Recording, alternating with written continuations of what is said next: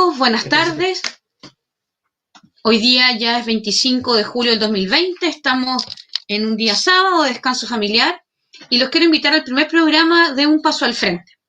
Este monito que ustedes ven aquí abajo, ahí abajo, estoy aprendiendo, tiene una patita grande y una patita pequeña que significa Un Paso al Frente Chile. Porque a veces cuando alguien tiene que inmolarse, ¿no es cierto?, cuando están a veces la gente de las Fuerzas Armadas, o cuando estamos a veces en la cola, cuando tienen que ofrecer en el colegio, quieren dar un paso al frente en el fondo para enfrentar el desafío. Bueno, hemos decidido dar un paso al frente hace mucho tiempo, nuestra motivación ustedes la conocen, pertenecemos al Observatorio Legislativo Cristiano, así que nuestra motivación es dar gloria a Jesucristo y cumplir el propósito por el que Él nos ha llamado. Hoy día vamos a estar, como lo dice el anuncio de este video, junto a Francisco Conejero, lo vamos a hacer entrar, que es director. Hola Francisco, ¿cómo está? Él es director de la ONG Principios. Bienvenido Francisco, un gusto tenerte acá. Hola Marcela, muchas gracias por la invitación. Bueno, como lo hemos comentado, ¿no es cierto? Hoy día vamos a hablar de una temática que no es, que es compleja, ¿no es cierto? Porque es una temática que es sensible y se puede malentender. De hecho, yo creo que ya se ha malentendido. Te cuento un poco, esta semana me tocó hacer un reportaje con Israel Vilches de Cosmovisión. Había invitado, y les cuento un poco el contexto, a Patricio Moya Lizama, que trabajaba en la Oficina de Asuntos Religiosos, ONAR, que pertenece a la Secretaría General de la Presidencia, y que supuestamente debe cumplir algunas funciones que vamos a enumerar. El título se llama, y está ahí abajo, Los operadores políticos y la Oficina Nacional de Asuntos Religiosos. Esa oficina la vamos a reducir a ONAR para no decir un nombre tan largo, ¿te parece? Perfecto. Y la segunda parte del programa, porque va a durar 30 minutos, hemos cumplido con eso, es ¿quién protege la libertad de conciencia y la libertad religiosa en Chile? Que en realidad es el tema de fondo de todo esto, de esta especie de teleserie que se ha generado a nivel público, en mis términos bastante vergonzosa, pero quiero mostrarles un poco de la historia y qué es lo que fue pasando. Voy a compartir pantalla, Francisco, y mientras yo hago esto, ¿te parece que tú un poco cuentes lo que es la ONG y cómo trabajas con ella? Sí, la ONG Principios es una organización conformada fundamentalmente por hermanos cristianos de la iglesia más de corte pentecostal, que tienen interés por el servicio público y que, bueno, tenemos tres líneas de acción fundamentales. Una de ellas es el trabajo social y que en este tiempo de pandemia hemos tenido que desarrollar bastante trabajo en esa línea de acción. Con lo que tiene que ver, por ejemplo, con la participación y gestión de ollas comunes en diferentes zonas de la región metropolitana y también en otras regiones. Hemos colaborado también con algunos paquetes de mercadería con algunos hermanos fundamentalmente que están pasando por momentos difíciles en el contexto de la pandemia y además, bueno, estamos desarrollando todo lo que tiene que ver también en otra línea de acción con programas de formación que hasta el minuto han estado un poco detenidos porque esos programas fundamentalmente los desarrollamos de manera presencial, pero estamos hoy día pensando en comenzar un programa de formación online, pero en general la motivación, ¿cierto?, es poder contar con un espacio donde jóvenes cristianos puedan desarrollarse en el ámbito de lo público y puedan tener cierta capacitación y un espacio donde poder, digamos, manifestar o cumplir sus talentos, su don en relación al servicio público. Gracias, Francisco. Me acuerdo, en el origen de la ONG Principios, has ido avanzando. Sé que los han hecho con un corazón del servicio del Señor. Como en todos los procesos sabemos que uno va aprendiendo en el camino. Nos ha pasado a todos, así que yo te agradezco mucho que estés hoy día aquí. Quería contar también que Francisco pertenece a otras organizaciones como por ejemplo UNEVAC y otras más, no me acuerdo cómo se llama la última, con la que están trabajando por el tema de la libertad de conciencia en Chile.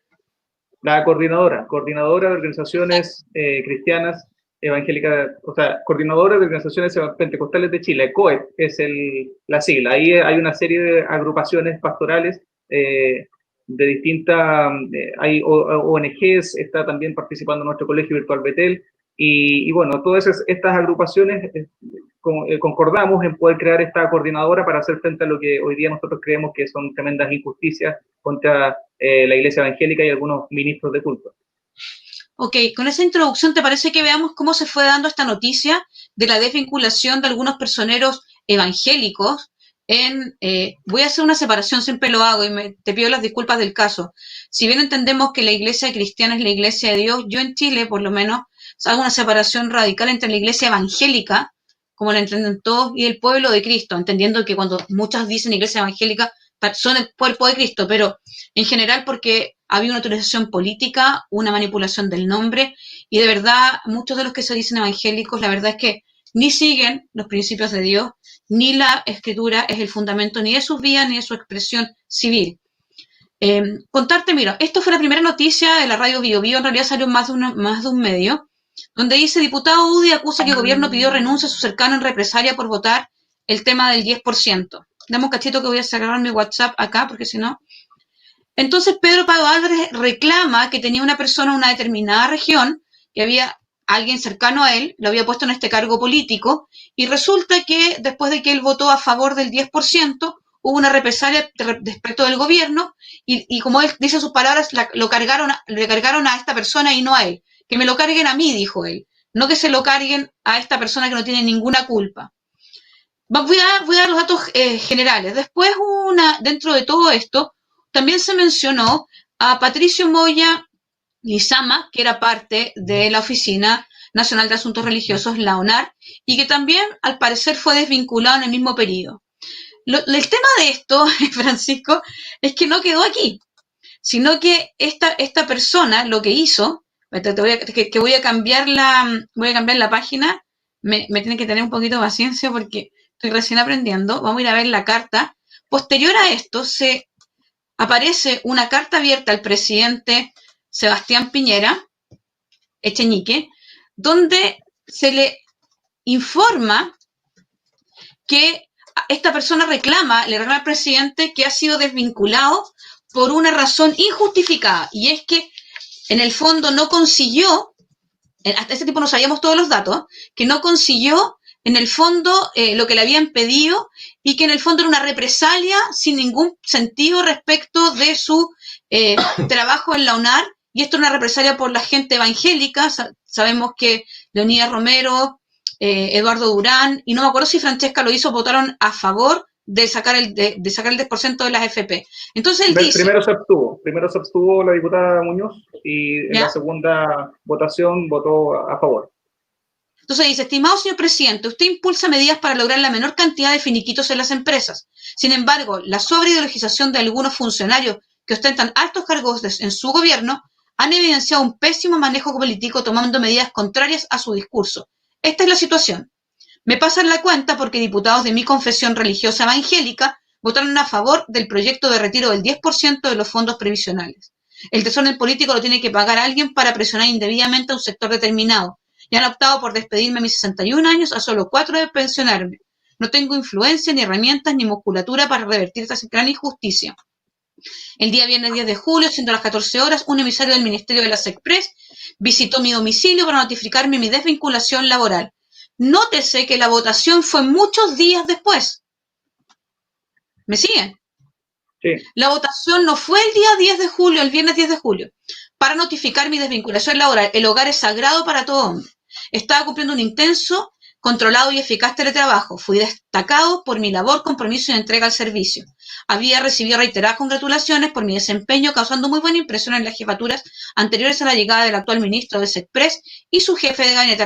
Recuerden que antes Felipe Ward era el ministro y ahora quedó el subsecretario.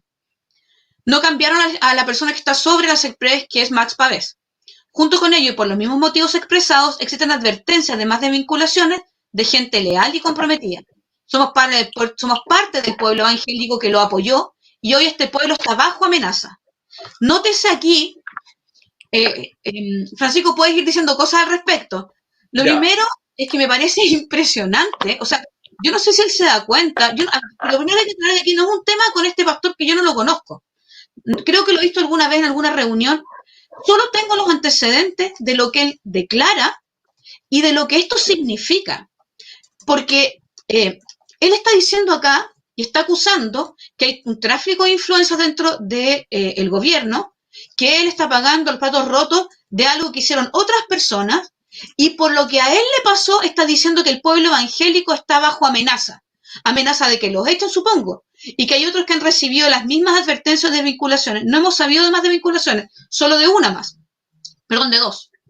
Puedo probar que soy víctima de los desaciertos administrativos. Estoy muy complicado, mi mujer recuperándose de un cáncer, en plena pandemia me desvinculan sin ningún tacto ni trato digno. Lo lamentamos realmente que tengo una situación familiar compleja, pero no es el punto que estamos tratando hoy día. Me comprometí, de hecho me llama la atención que lo ponga como un argumento, porque en el fondo, si lo que está tratando de hacer es generar una sensación como de generar que el presidente se conmueva para que a él, bajo su situación, no lo desvinculen, la pregunta es, ¿estaba cumpliendo, o sea, hizo algo que hiciera que lo echaran? ¿Cuál es la labor que estaba cumpliendo este funcionario dentro de la ONAR? ¿Cuál es la función de la ONAR? Bueno, me desvinculan en trato digno. Y después, para rematarla en el último párrafo ya es terrorífico. Me comprometí desde el inicio de su campaña presidencial a trabajar y recorrer calles en busca de votos, haciendo alocuciones y discursos a favor de la opción de su candidatura. Es decir, él tiene un trabajo y sustenta su reclamo en que él trabajó para la campaña de Sebastián Piñera. No sé si esa es la manera de obtener cargos públicos. Entiendo que es la manera de obtener cargos políticos. Si tú eres parte de la campaña, estás entre las personas de confianza, donde tú adquieres cargos políticos y cumples funciones políticas. Y cuando él dice adelante que no tiene espaldas ni no tiene nada, ¿no es cierto? Tú no entiendes la contradicción entre ese párrafo y el que... Entonces dice, fue el coordinador histórico del TEDUM del año 2017. Me pregunto si lo que quiere decir, y que después lo aclaran en la segunda noticia, que voy a leer, si eso lo que quiere decir es que como por ese TEDUM le quitaron a Bachelet y eso fue un acto como, en el fondo, a favor de Piñera, tiene un peso específico más. Es decir, ¿fue planeado por Piñera? Es una pregunta que me hice después de leer la carta. Vamos a cambiar a la segunda noticia. ¿Te parece algo que comentar? Sí, mira, lo que pasa es que yo pienso que tengo retorno. No sé. Dale, sí, se escucha bien. Ya, yo me escucho doble. Te escuchas perfecto, no te preocupes. Ya, ok.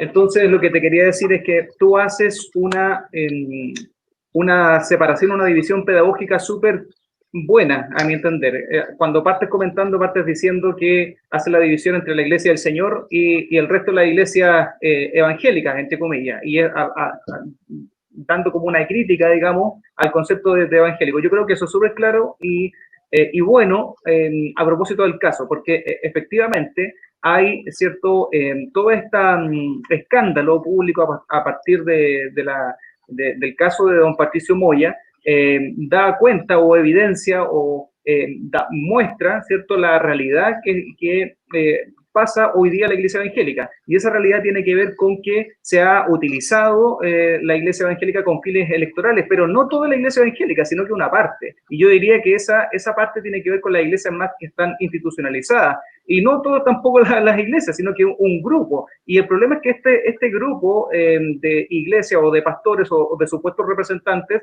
¿cierto?, se presentan ante el poder político como que si fueran todos los representantes de todo el pueblo evangélico, de todo el pueblo cristiano de Chile. Entonces, ahí hay un tema que es súper importante. ¿Por qué razón? Porque al final lo que han hecho estos líderes evangélicos, ¿cierto?, de estas grandes instituciones, yo las defino como la iglesia institucionalizada. Y que, si bien es cierto, en un principio partieron bien, ¿cierto?, hoy día están totalmente desviadas y del rol que tiene la iglesia del Señor, y yo creo que en esa iglesia, derechamente, para ser así súper claro, yo creo que ahí no está el Espíritu de Dios, porque lo que han hecho es vender a la iglesia a cambio de cargos públicos, vender, ¿cierto?, a los hermanos, vender la primogenitura, porque ofrecen una institucionalidad, porque la verdad es que son eso, son una institución, ¿cierto?, que supuestamente representa a la iglesia del Señor, pero yo quiero decirlo con claridad, no toda la iglesia se vende por cargos públicos, no toda la iglesia es parte de la masonería, hay importantes personeros, ¿cierto?, de de estas instituciones, como por ejemplo el CONIEP, como por ejemplo la Mesa Ampliada, etcétera, que tienen, y esto no es una cuestión que sea oculta, sino que es público, basta solamente googlear para darse cuenta que hay gente que tiene vínculos con la masonería, y entonces uno entiende por qué razón está en la condición de la iglesia tal cual como está hoy día, con casos como estos, y parece ser que está naturalizado, está normalizado el hecho de vender a la iglesia por un cargo público. Entonces, votos. O sea, voto, claro. Lo vimos Francisco, en el caso de Durán padre. Y te quiero leer esto porque esto salió esta semana, en los últimos días. Esto es del 25, es decir, hoy en la radio Bio Bio, me llegó muy temprano en la mañana. No les voy a leer entero esto, pero les voy a leer los nuevos antecedentes, porque de verdad, y me llegó también con una declaración de CONIEV. CONIEV es una organización que se ha ido levantando últimamente, juntando, su vocero es Walter Vega, y se han ido juntando, está también gente que abiertamente confiesa o profesa o es amigo de los masones y se dicen evangélicos. De verdad que es súper complejo. Yo alguna vez les conté que estaba en el Congreso en la votación de ¿cómo se llama?, de aborto, y el gran señor de la logia masónica, el gran maestro de la logia masónica en ese tiempo, y que era el rector de la Universidad de Chile, ¿cómo se llamaba? Luis Riveros.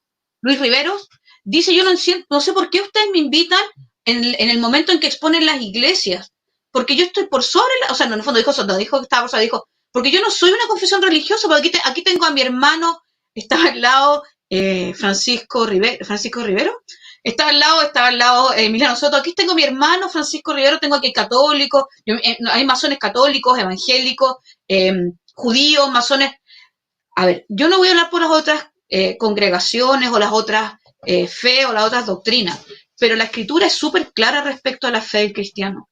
No es compatible el cristianismo con la masonería. No lo es. No lo es. Por lo tanto, el que se diga masón y se diga cristiano es masón.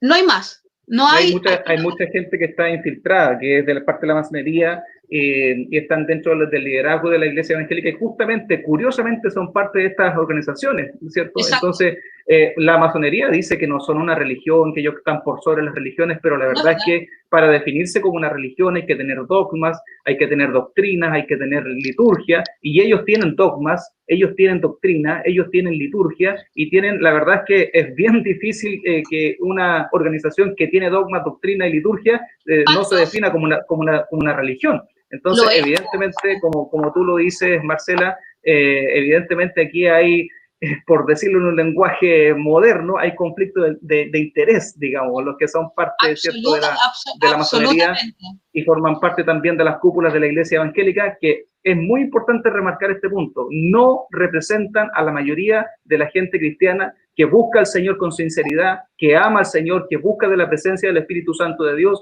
Nosotros no somos parte de la masonería, no buscamos la iglesia verdadera del Señor, es una iglesia que tiene un solo pacto, y ese pacto lo tiene con Cristo, ¿verdad? Con aquel que lo redimió, con aquel que nos perdonó, con aquel que vertió su sangre en la cruz del Calvario. Entonces, eso es muy importante, que la gente que nos está escuchando en este minuto y que lo va a ver en el programa después grabado, entiende que hay, como tú muy bien decías al principio, una iglesia que es la iglesia del Señor, la que es lavada, redimida por su sangre, la que es columna y baluarte de la verdad, y esta otra parte de las iglesias institucionalizadas, que entre otras cosas están realmente infectadas, entre comillas, con la masonería.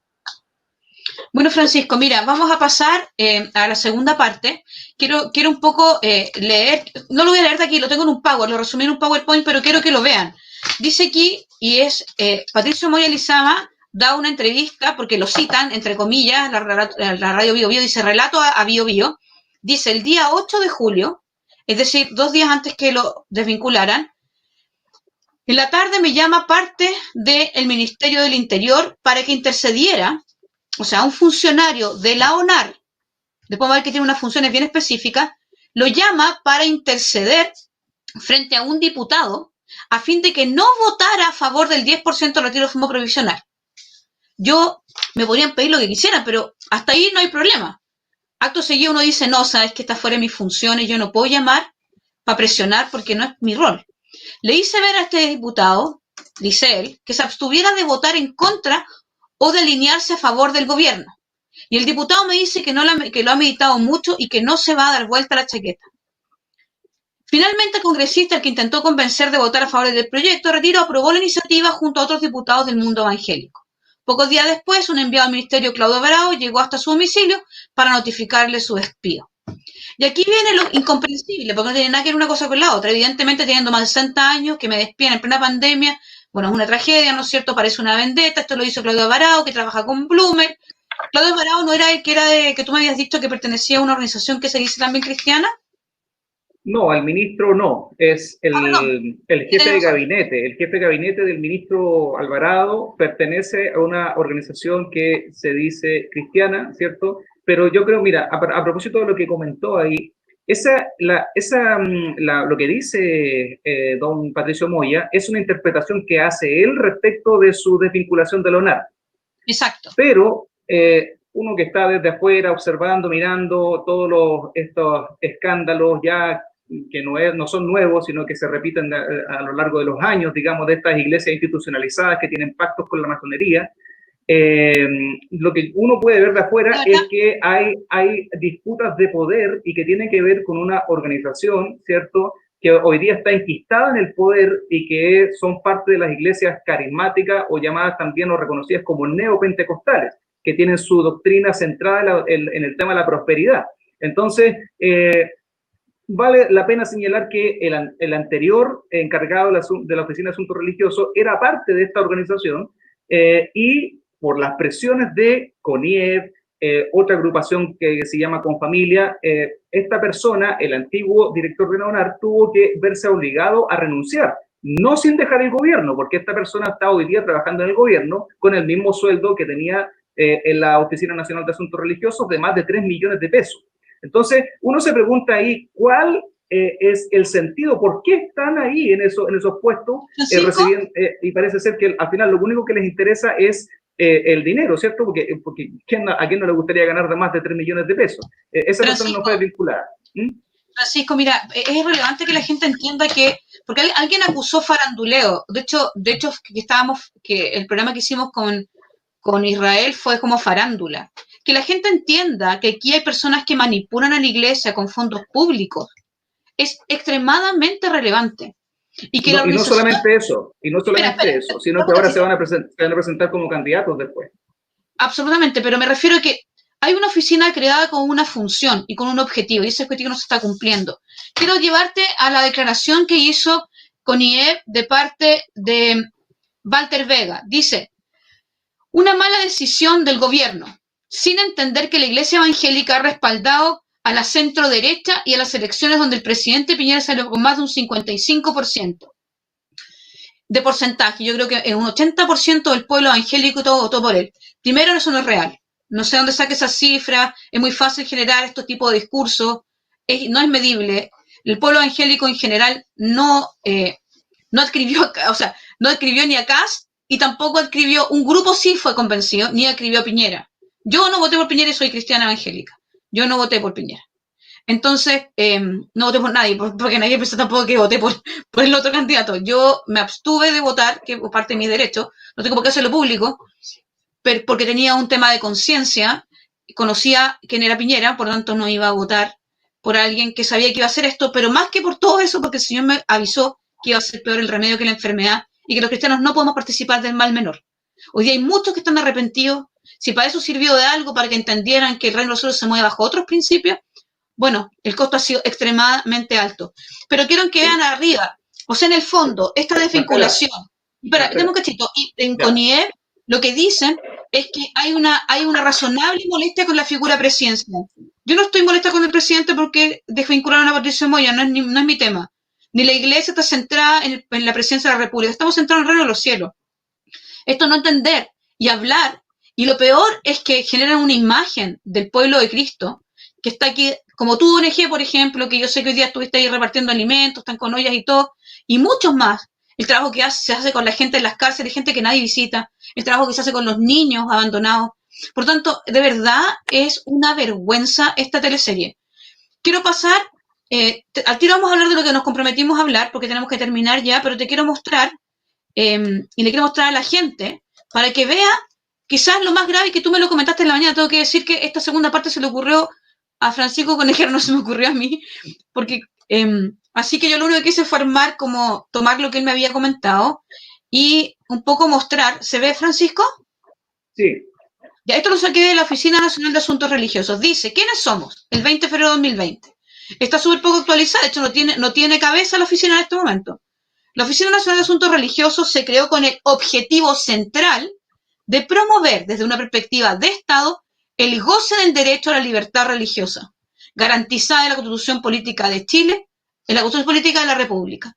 Y lo segundo que dice es que la oficina tiene como objeto representar al gobierno frente a las entidades religiosas, no tener operadores de las entidades religiosas dentro del gobierno para como tienen la misma forma de conversar o tienen los mecanismos para engrupir, puedan presionar a esas iglesias. No son operadores religiosos, son operadores con falsa apariencia de piedad, ¿no es cierto?, vestidos como ovejas en medio del lobo para influenciar, porque lo dicen los mismos objetivos de la UNAR. Dice, representar al gobierno frente a la entidad religiosa. Ahora, esto está extremadamente lejos, Francisco, de pedir que alguien del Ministerio del Interior lo llame a un funcionario público pagado por el impuesto de todos nuestros chilenos para que ejerza labores de operador político. Eso lo puede hacer alguien de la SECPRES, alguien que está en el gabinete político del presidente, pero no alguien que genere estas malas prácticas, ¿no es cierto? Porque son malas prácticas. Yo no sé si esto reviste carácter de delito. Me sorprende que el vocero del CONIEP, que tiene algún estudio de leyes, se esté defendiendo esto, porque me sorprende brutalmente, eso lo hice saber el día de la mañana.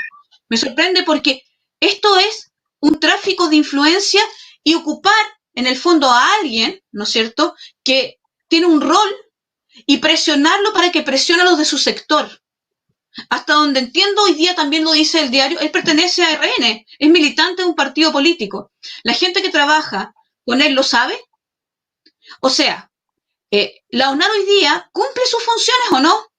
Lo segundo, aquí está el nombre de él, asesor Patricio Moya Lizana, ¿no es cierto? Aquí están los que son los asesores. ¿Y por qué te muestro esto, Francisco? Porque yo hoy día solicité, aquí les voy a mostrar, solicité, no sé si se ve ahí, después lo voy a mostrar en más grande, solicité por ley de transparencia a la SECPRES que se me indicara respecto de los funcionarios de la ONAR y otras oficinas anexas relacionadas, sus superiores directos, que se me envíe la información de la nómina de funcionarios, incluidos aquellos que sin ser de la ONAR prestan funciones en ella o en sus órganos, fecha de inicio y término de sus funciones, perfiles de cargo, descripción de sus funciones según corresponda, remuneraciones, antecedentes de esas remuneraciones, viáticos, bonos, etc. Criterios de contratación, explicar la modalidad, grados académicos y estudios asociados, currículum si es posible. Los informes de desempeño, los personas honorarios tienen que dar informes de desempeño donde se especifican las actividades por las que se les paga el sueldo. Y para las contrataciones, honorarios, saber cuáles son las condiciones que originaron un despido y cuáles fueron las causas del despido de Patricio Moya Lizama. Muchas gracias. Esto me tiene que llegar el 21 de agosto, así que haremos otro programa para poder mostrarte, porque tienen 20 días para poder responder. Y esto es información pública. Y si no la entrega la SECPRES, se puede generar una denuncia para la institución, incluso, y la sanción del cargo, en este caso sería, porque lo mando a la SECPRES, del ministro. Me parece súper grave, ¿sabes por qué? Porque ahora, cuéntanos tú, perdón, aquí tengo saqué algunos datos, no, en el fondo de lo que no se ve muy bien, pero aquí saqué algunos datos de los sueldos, de cuándo estaban vinculadas las personas, etcétera, de lo que decían. Ahí está lo que nosotros solicitamos ¿cómo se llama? A la SECPRES.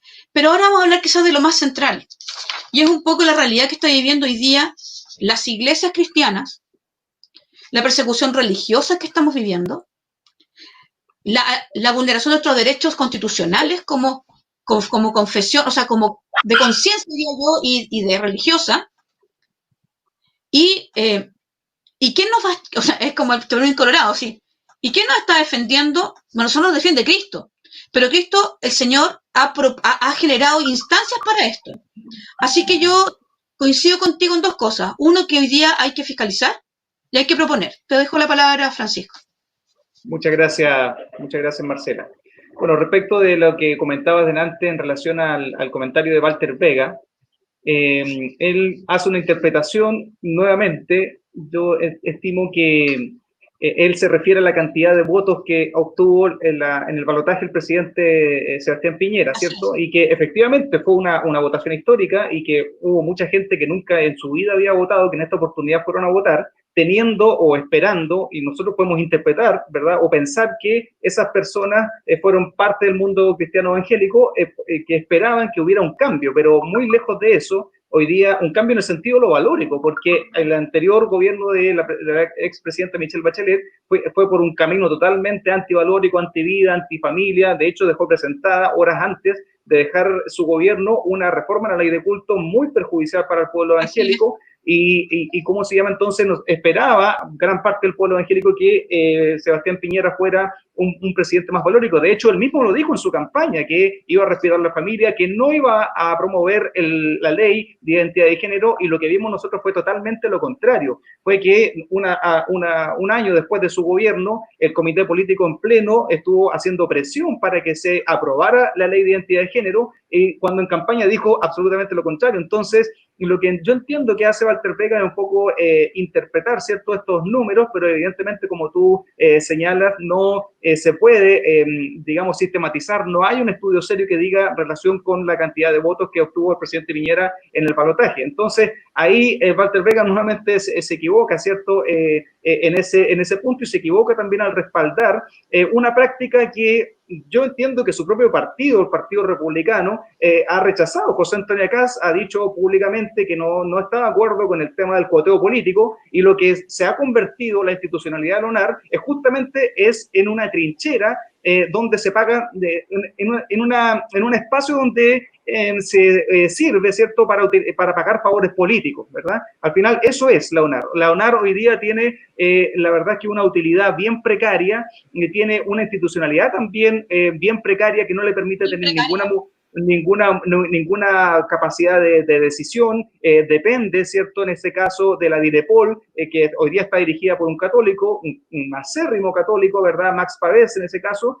Hoy día es el que dirige realmente la ONAR, y yo diría que ahí lo que te comentaba antes es respecto de la institucionalidad de la ONAR. Yo creo que hoy día la ONAR no está cumpliendo su función, ¿cierto? Y no la está cumpliendo porque no tiene las atribuciones legales para poder hacerlo, y porque también no tiene la institucionalidad, la verdad es que la ONAR es una oficina más dentro del aparataje del Estado, con ninguna capacidad de resolución, y yo pensaba en ese sentido que si pensamos, por ejemplo, en la importancia que tienen los derechos humanos, en Chile existe una institucionalidad, hay un Instituto Nacional de Derechos Humanos autónomo, ¿verdad?, que tiene capacidad, que tiene recursos para defender los derechos humanos. Bueno, la libertad de conciencia, la libertad religiosa está considerada y catalogada dentro de los derechos humanos. Entonces, pero tenemos todos los tratados internacionales ratificados por Chile, por todos. Correcto, pero tenemos una institucionalidad.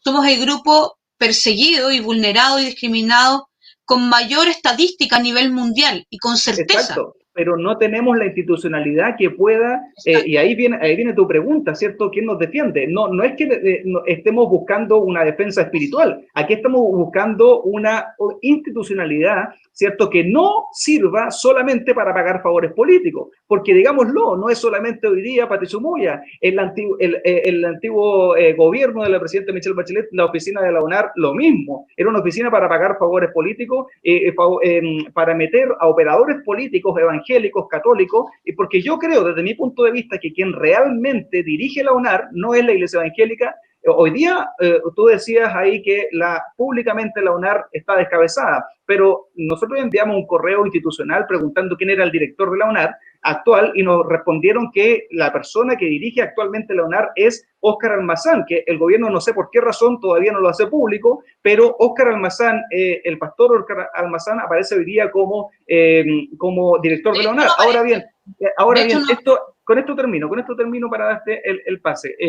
El sentido, lo que quiero decir es que hoy día ponen a un pastor, entre comillas, evangélico, ¿cierto?, como solamente por una cuestión simbólica, como para la foto, porque quien realmente dirige la UNAR, ¿cierto?, es la Iglesia Católica, digámoslo. Hay que ser serio en este tema, porque ponen al lado del director de la UNAR actual, ponen al lado a una hoy día una operadora política de la Iglesia Católica que gana y que tiene el mismo sueldo que incluso el director de la UNAR, más de 3 millones de pesos. Entonces, son esas cosas las que hay que revisar, la institucionalidad, porque hoy día nosotros tenemos que tener, hay casos de pastores evangélicos detenidos y cuyas detenciones han sido declaradas ilegales hoy día, en medio de la pandemia, ¿verdad? Cuando la misma Comisión Interamericana de Derechos Humanos ha declarado en un documento del 10 de abril de este año que tiene que abstenerse, ¿cierto?, del derecho a restringir o de prohibir el derecho a la libertad de conciencia, pero en Chile se toman detenidos de manera ilegal a pastores, a ministros de culto, y uno esperaría que la UNAR fuera una institucionalidad que pudiera defender, entre comillas, a estos ministros de culto, pero lo que vemos son escándalos como estos donde aparece el señor Patricio Moya. Quiero aclarar dos cosas. Te agradezco, Francisco, tu vehemencia. Solo quiero decir algo porque voy a decir siempre, las opiniones vertidas en este programa son de exclusiva responsabilidad de quienes las emiten. Lo que pasa es que me pasa una cuestión. A mí no me importa si alguien gana mucho o poco. Es un signo, obviamente, los sueldos de los representantes de las otras iglesias es mucho mayor que el de los evangélicos. Pero también hay que decir que proporcionalmente teníamos ahí la tabla que les mostré, son mucho más evangélicos porque somos más diversos, por decirlo así, de alguna manera, y tratan de como tener a un representante de cada grupo de los que ellos consideran malamente que representan a la iglesia evangélica. Pero sí son los que operan. ¿Sabes lo que pasa? Es que yo tampoco lo digo por los sueldos, lo digo porque hay pastores que en su boca, en sus argumentos siempre dicen que buscan igualdad de trato en todo sentido con la Iglesia Católica. Y hablan de la ley de culto, pero en realidad en los hechos, en la práctica, nosotros no tenemos igualdad de trato, digamos, frente al Estado como Iglesia evangélica. Entonces, yo no le he preguntado, Francisco, por eso quiero hacer la aclaración, porque estamos en un programa que está el logo del observatorio y yo soy bien seria con estas cosas. Yo saqué la cuenta de la cantidad de católicos que logramos ver ahí que habían versus los evangélicos, y yo creo que lo que tienen es un monto, pienso yo, estoy especulando, pero sacando la cuenta me parece muy lógico que tienen 2 personas católicas muy marcadas y los demás son 4 evangélicos más. Y si tú sumas, son más o menos lo que gana un católico, lo ganan 2 evangélicos, porque hay más. Entonces yo creo que es una explicación, porque igual el monto de presupuesto es súper limitado. No es una oficina que le ponen plata, a excepción del tiempo en que se le puso plata, donde estos operadores, tanto en el gobierno de Bachelet como en el de Piñera, se recorrieron Chile convenciendo a los pastores de que la ley de culto era lo que no decía la ley de culto. Y no sé si todas las personas que trabajan en la UNAR tienen el mismo corazón. Yo lo que puedo hablar y lo que puedo decir con toda... porque los que deberían estar preocupados, y eso sí lo digo, los que deberían ser el mediador, como lo dice el objetivo del departamento creado por una ley, deberían tener personas que fueran capaces de resolver conflictos, tener lazos políticos adecuados para ser interlocutores válidos entre los órganos religiosos, ¿no es cierto?, y el gobierno. Esa es la función de la UNAR. Y eso no existe. No existen personas que tú digas, mira, voy a hablar con esta persona, una persona capacitada que conoce, puede ser o no de alguna fe, me da lo mismo, pero que es una persona que esté capacitada para hacer esa bajada.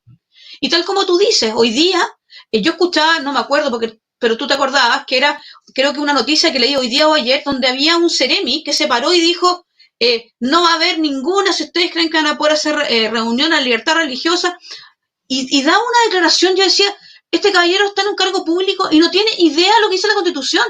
El estado de catástrofe limita las reuniones que están determinadas por las declaraciones y por decretos que se mandan, y ninguna parte dice que la libertad de religiosas está limitada. Ninguna parte dice que la libertad de reunión está restringida al 100%, sino que tiene limitaciones por un tema de salud pública. No pueden prohibirla. Exacto. Es ilegal, es arbitrario además, porque tú puedes tener partidos de fútbol, pero o te puedes tener reuniones de otro tipo, pero no puedes tener reuniones cristianas. Y es porque obviamente existe una presión enorme, porque acuérdense que el mundo va para el lado contrario de lo que debería ir. Entonces, hoy día esta oficina podría tomar especial relevancia en frente a las baterías de proyectos de leyes aprobadas. Entonces yo creo que debería levantarse una mesa de trabajo y una propuesta seria, y lo hemos conversado con el Francisco, de que se va a ponernos y más allá de los grupos, sino que profesionalmente, por decirlo de alguna manera, centradamente dar una pauta de lo que se requiere. Yo no creo que, y lo aclaro, gracias que tú lo aclaraste, que el tema de la defensa, o que nos defiende como Chapulín Colorado, tiene que ver, como tú lo dijiste muy bien, con una defensa espiritual. Pero es una herramienta que existe, y es de toda justicia que nosotros hagamos que funcione como debe. Es una vergüenza que la teleserie sea desde el lado de los representantes que se dicen cristianos, evangélicos. Es una vergüenza. Y es una vergüenza que las organizaciones que, bueno, se retratan en toda su imagen, defiendan este tipo de vinculación. Te quiero solamente, que vamos a terminar.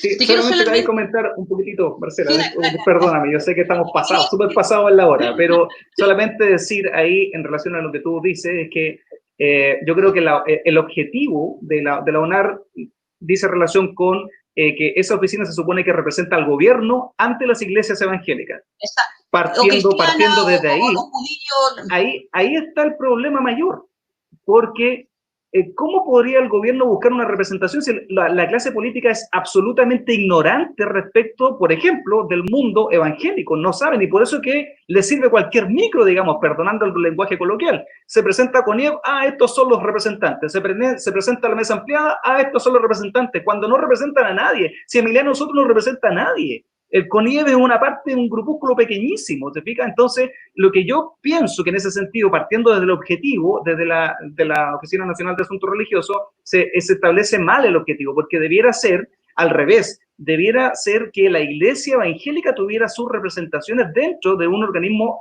institucional y que hubiera también ahí, por ejemplo, a través de concurso público, para que hubieran competencias mínimas, porque, por ejemplo, hay personas que trabajan en la UNAR que no tienen ni cuarto medio, entonces no tienen ni siquiera, o tienen solamente, corrijo ahí, o tienen solamente cuarto medio, pero ni siquiera una capacitación profesional o una experiencia, por último, acreditable, porque aquí no quiero solamente hablar de personas profesionales con título profesional, no, sino que me refiero a personas que tengan experiencia comprobable en relación al tema de la vinculación con las iglesias, y no solamente con la iglesia evangélica, sino que en general con el hecho religioso. Entonces, ahí es un punto muy importante, sería bueno cambiar el objetivo de la UNAR para poder que cambie, digamos, la manera, el trato, y que deje de transformarse esta oficina en un espacio para pagar favores políticos. Yo creo que, fíjate que yo no estoy de acuerdo, pero no estoy de acuerdo por un tema práctico, porque yo creo que deberían haber profesionales que pueden tener alguna fe o conocimiento, y debería haber un consejo asesor, pero definido así, que cumpla la función de asesorar a quien está a cargo profesionalmente y presentar un proyecto de trabajo.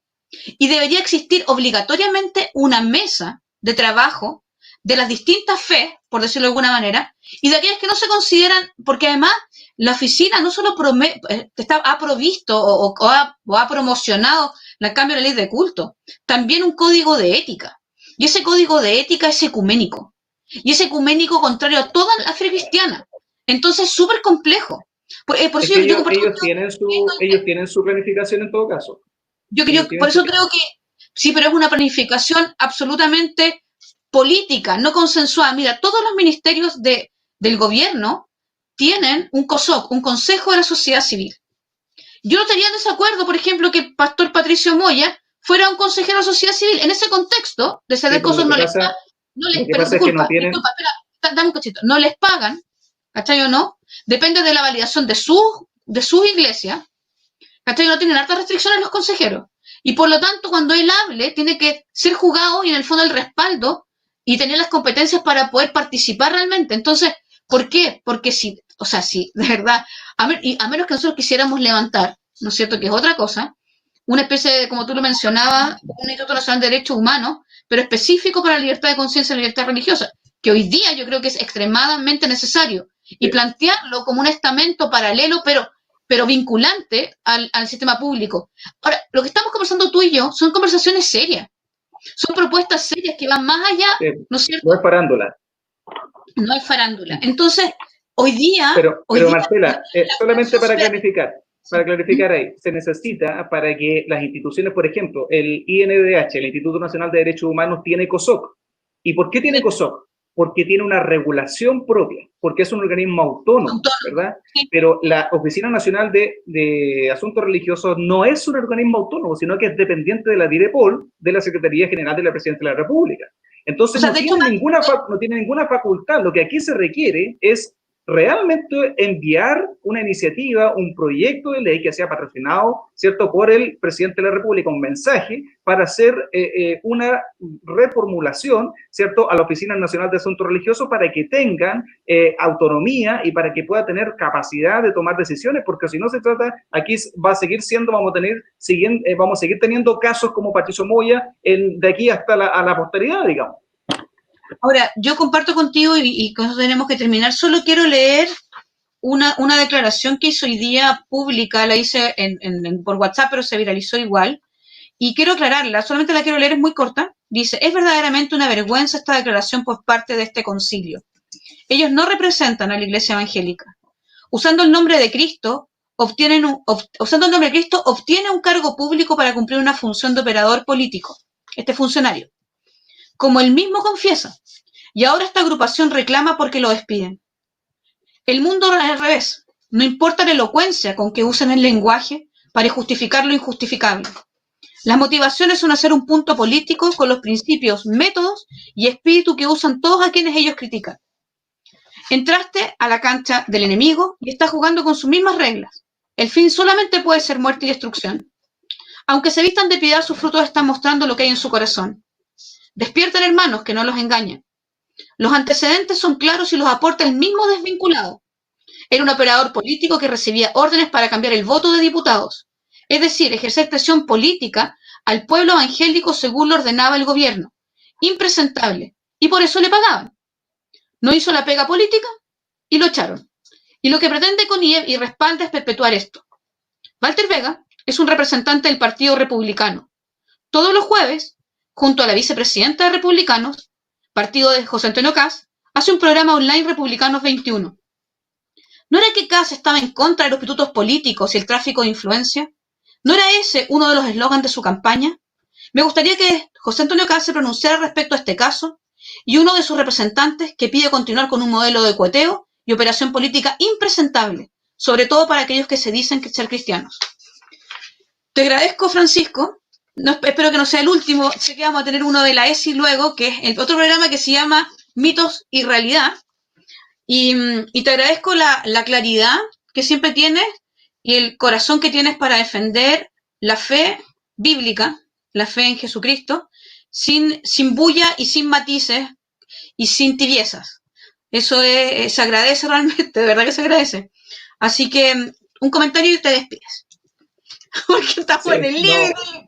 Sí, ya estamos bastante pasados. La idea era poder hacer este programa en menos tiempo, según lo que conversamos, pero la verdad es que el tema a mí me apasiona porque hay que terminar con los vicios dentro de la iglesia evangélica. No puede seguir vendiéndose la iglesia del Señor. Y es muy importante que los hermanos sepan que todavía, ¿cierto?, hay una iglesia que, como dice la Biblia, no ha doblado sus rodillas ante los Baales. No nos vamos a doblegar ante ídolos falsos, sino que solamente adoramos y bendecimos el nombre de nuestro Dios, el único Dios, el Dios de Israel, nuestro Señor Jesús. Así es que ese es solamente ese comentario, invitar a todos los hermanos, ¿cierto?, a que sigamos buscando al Señor y no nos dejemos engañar, porque estas personas se visten, ¿verdad?, parecen ser cristianos igual que nosotros, pero la verdad es que sus hechos lo niegan. El mismo Señor Jesús decía respecto a los fariseos, hagan lo que ellos dicen, pero no hagan lo que ellos hacen, ¿verdad? Ese es el mensaje y el consejo final que me gustaría dejar para mis hermanos. Que Dios te bendiga, Marcela, y muchas gracias por este programa, ¿cierto?, y esta invitación. Bueno, gracias a ti.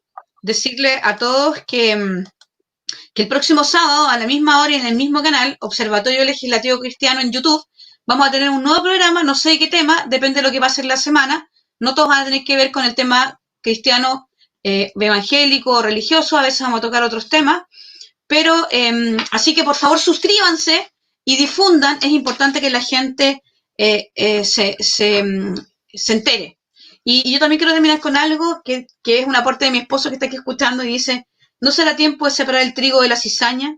¿Qué agradará al Señor de la viña?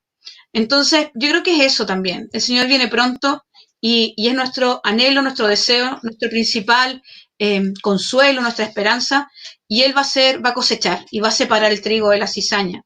Es necesario. Y estos tiempos de dificultad muestran el corazón de cada uno. Así que estén atentos, como siempre les digo, no se ensordezcan con la bulla, La bulla es pasajera, el que permanece es Cristo. Así que el Señor los bendiga y nos vemos el próximo sábado. Atentos en la semana. En la semana va a estar el programa Mitos y Realidades. Chao, Francisco. Dios les bendiga. Chao, chao.